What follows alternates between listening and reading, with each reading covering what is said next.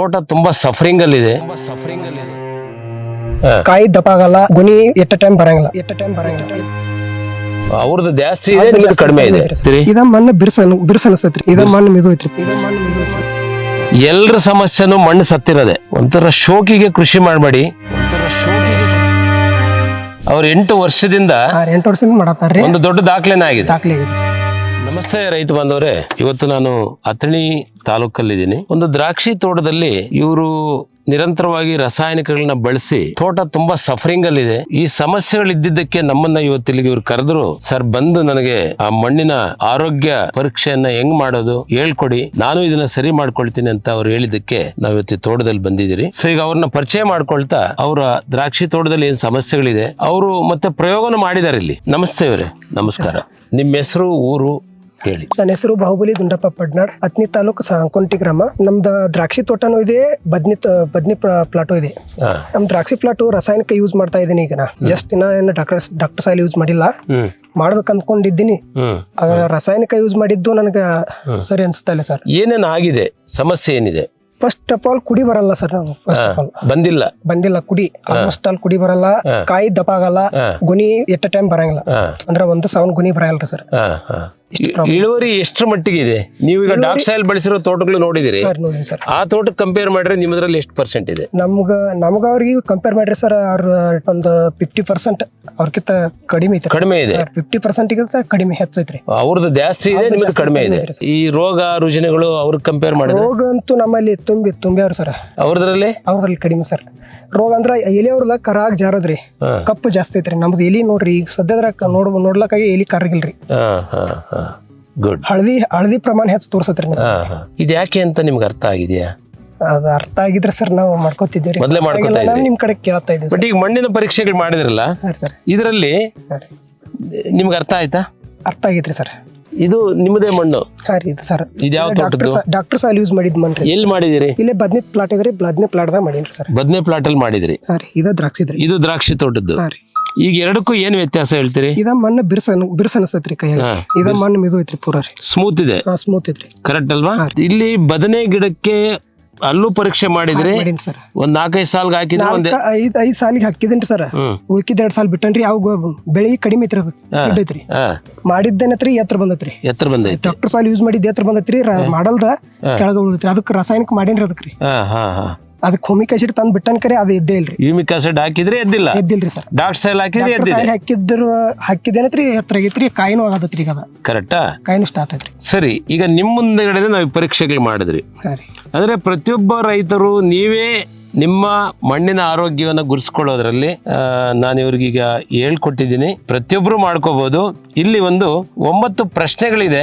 ಆ ಪ್ರಶ್ನೆಗಳಿಗೆ ಇಲ್ಲಿ ಯಾವ ತರ ಮ್ಯಾಚ್ ಆಗತ್ತೆ ಅಂತಕ್ಕಂಥದ್ದು ನೋಡ್ಬೇಕಾಗತ್ತೆ. ಮಣ್ಣಿನ ಬಣ್ಣ ಕಪ್ಪು ಇದೆ ಅಂತ ನೋಡಿದಾಗ ಡಾಕ್ಟರ್ ಸಾಯಿಲ್ ಹಾಕಿರೋದು ತುಂಬಾ ಕಪ್ಪಿದೆ, ಇದು ಸ್ವಲ್ಪ ಬಿಳುಪಿದೆ. ಕರೆಕ್ಟಾ? ಆಯ್ತು. ಮಣ್ಣು ಕೈಯಲ್ಲಿ ಮೃದುವಾಗಿ ಪುಡಿ ಆಗಿದೆ ಅಂತಂದ್ರೆ ಯಾವ್ದು ಮೃದುವಾಗಿದೆ? ಡಾಕ್ಟರ್ ಸಾಯಿಲ್ ಬಳಸಿದ್ದು ಮೃದು ಇದೆ, ಇದು ಮೃದು ಇಲ್ಲ. ಅಂದ್ರೆ ಇದು ನಿರ್ಜೀವ, ಇದು ಜೀವಂತವಾಗಿದೆ ಮಣ್ಣು. ಮಣ್ಣಿನಲ್ಲಿ ಎರೆಹುಳುಗಳು ಕಾಣಿಸುತ್ತಿವೆಯಾ? ಇಲ್ಲ, ಇಲ್ಲಿ ಕಾಣಿಸ್ತಾ ಇಲ್ಲ.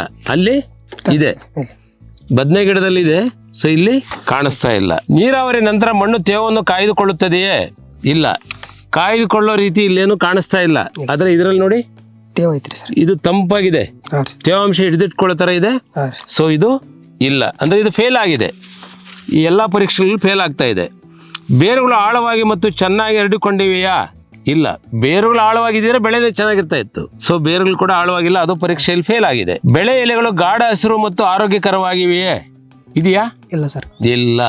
ಇಲ್ಲವೇ ಇಲ್ಲ. ಕರೆಕ್ಟಾ? ಕೀಟ ಮತ್ತು ರೋಗದ ಪ್ರಮಾಣ ಕಡಿಮೆ ಇದೆಯೇ? ಕಡಿಮೆ ಇದೆ, ಜಾಸ್ತಿ ಇದೆಯಾ? ಜಾಸ್ತಿ ಇದೆ, ಅತಿ ಜಾಸ್ತಿ ಇದೆ. ಕರೆಕ್ಟ್ ಅಲ್ವಾ? ಮಣ್ಣಿನಲ್ಲಿ ಗಟ್ಟಿಯಾದ ಪದರ ಇಲ್ಲವೇ? ಇಲ್ಲಿದೆ, ಗಟ್ಟಿ ಐತ್ರಿ. ಪದರ ಗಟ್ಟಿ ಇದೆ, ತುಂಬಾ ಹಾರ್ಡ್ ಇದೆ, ಕಲ್ ತರನೂ ಇದೆ. ಅರ್ಥ ಆಯ್ತಾ? ಸೊ ಈ 8 ಪರೀಕ್ಷೆಗಳನ್ನ ನಾವಿಲ್ಲಿ ಮಾಡಿದಾಗ 8ಕ್ಕೆ 8 ಫೇಲ್ ಇವೆ.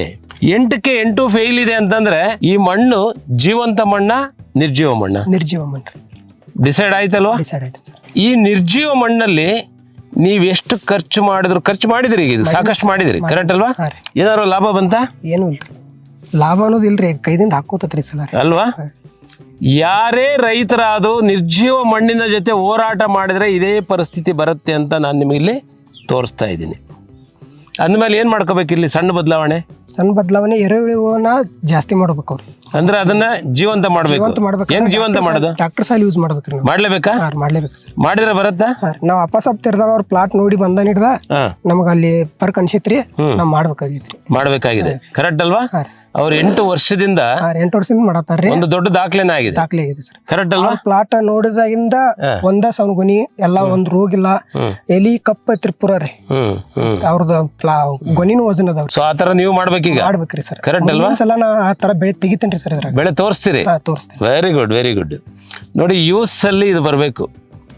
ಇವತ್ತಿನ ಯೂಸು ಜಾಬು ಅಂತ ಹೋದ್ರೆ ಜಾಬ್ ಸೆಕ್ಯೂರಿಟಿ ಇಲ್ಲದೆ ಆಗಿದೆ. ಅಟ್ಲೀಸ್ಟ್ ಹಳ್ಳಿಗಳಿಗೆ ಬಂದ್ರೆ ಇವತ್ತು ಒಂದು ಎಕರೆದಲ್ಲಿ ಅವರು 20 ಟನ್ ತನಕ ತೆಗಿಬಹುದು ಅಂತ ಹೇಳ್ತಾ ಇದ್ದಾರೆ. 22 ಟನ್ ಹೇಳಿರಿ ನಂಗೆ. 22 ಟನ್ ಹೇಳಿದ್ದಾರೆ. ಕರೆಕ್ಟ್ ಅಲ್ವಾ? ಎಷ್ಟ್ರಿ 400 ಬಡ್ಡಿ ಅಲ್ಗ್ರಿ. ಬಡ್ಡಿ ಒಳಗ 12 ಟನ್ ತೆಗ್ದಾರತ್ತಾರ ಅವ್ರು. 400 ಬಡ್ಡಿ ಒಳಗ 12 ಟನ್ ಹೇಳಿದಾರೆ ಸ್ವಲ್ಪ ತೆರೆದವ್ರಿ. ಇದು ನಮ್ದು 2200 ಬಡ್ಡಿ ಇದಾವ್ರಿ. 20 ಟನ್ ಆಗುದಿಲ್ರಿ ಮಾಲ್ ವರ್ಷ. ಆಗೋದಿಲ್ಲ. ಆಗುದಿಲ್ರಿ. ಸೊ ಅವ್ರದ್ದು 2 ಎಕರೆ ಕೂಡಿ 30 ಟನ್. 30 ಆಯ್ತು. 30 ಟನ್ಗೆ ಏನ್ ರೇಟ್ ಇದೆ ಇವತ್ತು? ಈ ಸದ್ಯದ್ರಲ್ರಿ 70ರಿಂದ 65 75. 70 ಇದೆ. 7 21 ಲಕ್ಷ.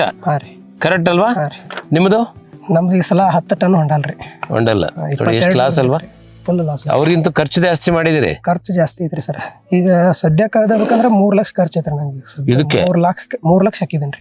ಓಹೋ, ಎಂತ ಒಂದು ದುರಾದೃಷ್ಟವಶ ರೈತರ. ದಯವಿಟ್ಟು ನಾನು ನಿಮ್ಗೆ ಹೇಳ್ತೀನಿ ಕೇಳಿ. ಒಂಥರ ಶೋಕಿಗೆ ಕೃಷಿ ಮಾಡಬೇಡಿ, ಜವಾಬ್ದಾರಿಯುತವಾಗಿ ಕೃಷಿ ಮಾಡಿ. ಇಡೀ ದೇಶದಲ್ಲಿ ಎಲ್ಲರ ಸಮಸ್ಯೆನೂ ಮಣ್ಣು ಸತ್ತಿರೋದೆ, ಬೇರೆ ಇನ್ನೇನು ಅಲ್ಲ. ಸತ್ತಿರೋ ಮಣ್ಣನ್ನ ಜೀವ ತುಂಬಿಸ್ಲಿಕ್ಕೆ ಇವರೇ ಪ್ರಾಯೋಗಿಕವಾಗಿ ಎಷ್ಟು ದಿವಸ ಆಯ್ತು ಡಾಕ್ಟರ್ ಸಾಹೇಬ್ ಹಾಕೋದಕ್ಕೆ? ಈಗ ಒಂದು 8 ದಿವಸ ಆಯ್ತು. 8 ದಿವಸದಲ್ಲಿ ಮಣ್ಣೇನಾಗಿದೆ ನೋಡಿ. ಬರೀ 8 ದಿವಸದಲ್ಲಿ. ಇದು ಮ್ಯಾಜಿಕ್ ಇದು. ಸೊ ಇಂಥ ಒಂದು ಪ್ರಾಡಕ್ಟ್ ನ ದಯವಿಟ್ಟು ಎಲ್ಲರೂ ಬಳಸಿದ್ರೆ ಒಳ್ಳೇದಾಗತ್ತೆ ಅಂತ ನನ್ನ ಅಭಿಪ್ರಾಯ. ನೀವೇನ್ ಹೇಳ್ತೀರಿ? ಬಳಸ್ಬೇಕ್ರಿ ಸರ್. ಎಲ್ಲ ರೈತರು ಬಳಸ್ಬೇಕ್ರಿ ಇದನ್ರಿ. ಒಳ್ಳೇದಾಗತ್ರಿ. ಕರೆಕ್ಟ್ ಅಲ್ವಾ? ಅದೇ ರೀತಿ ಈ ರೀತಿ ನಿಮ್ಮ ಮಣ್ಣಿನ ಆರೋಗ್ಯವನ್ನು ನೀವೇ ಪರಿಶೀಲನೆ ಮಾಡ್ಕೊಳ್ಳಿ. ಯಾವ ಡಾಕ್ಟ್ರು ಬೇಕಿಲ್ಲ. ನೀವು ಫೋನ್ ಮಾಡಿದ್ರೆ ಇಂಥದ್ದೊಂದು ಫಾರ್ಮೆಟ್ ಕಳಿಸ್ಕೊಡ್ತೀರಿ. ಅದರಲ್ಲಿ ನೋಡಿ ನೀವೇ ಚೆಕ್ ಮಾಡ್ಕೊಳ್ಳಿ.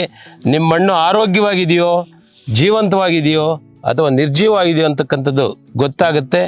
ಇದನ್ನು ತಿಳ್ಕೊಂಡು ವೈಜ್ಞಾನಿಕ ರೀತಿಯಲ್ಲಿ ಮಣ್ಣಿನ ಜೀವ ವೈವಿಧ್ಯತೆಯನ್ನು ಹೆಚ್ಚಿಸ್ಕೊಳ್ಳೋದ್ರ ಮುಖಾಂತರ ಸಾವಯವ ಇಂಗಾಲವನ್ನು ಹೆಚ್ಚಿಸಿಕೊಂಡ್ರೆ ಮಾತ್ರ ಅತ್ಯುತ್ತಮವಾದ ಬೆಳೆಗಳನ್ನು ಪಡಿಬೋದು. ಸೊ ಇವತ್ತಿಲ್ಲಿ ಸಾವಯವ ಇಂಗಾಲ ತುಂಬ ಕಡಿಮೆ ಇದೆ ಅಂತಕ್ಕಂಥದ್ದು ಈ ಮಣ್ಣಲ್ಲಿ ಈ ಒಂದು ಲಕ್ಷಣಗಳು ಹೇಳ್ತಾ ಇದೆ ನಮಗೆ. ಸೊ ಇದನ್ನು ಇಂಪ್ರೂವ್ ಮಾಡ್ಕೋಬೇಕಾದ್ರೆ ಇಮ್ಮಿಡಿಯೇಟ್ ಆಗಿ ಮಣ್ಣನ್ನ ಜೀವಂತ ಮಾಡ್ಕೋಬೇಕು. ಸೊ ಅದನ್ನು ಇವ್ರು ಮಾಡಿಕೊಂಡು ಈ ಸಾರಿ ಚಾಲೆಂಜ್ ಮಾಡ್ತೀನಿ ಅನ್ನೋ ಮಾತನ್ನ ಇವತ್ತು ಅವರು ಹೇಳ್ತಾ ಇದ್ದಾರೆ. ಸೊ ದೇವ್ರು ನಿಮ್ಗೆ ಒಳ್ಳೇದು ಮಾಡಲಿ. ಆದರ್ಶವಾಗಿ ಎಲ್ರಿಗೂ ಬೆಳೀರಿ, ಚೆನ್ನಾಗಾಗಲಿ. ಧನ್ಯವಾದಗಳು.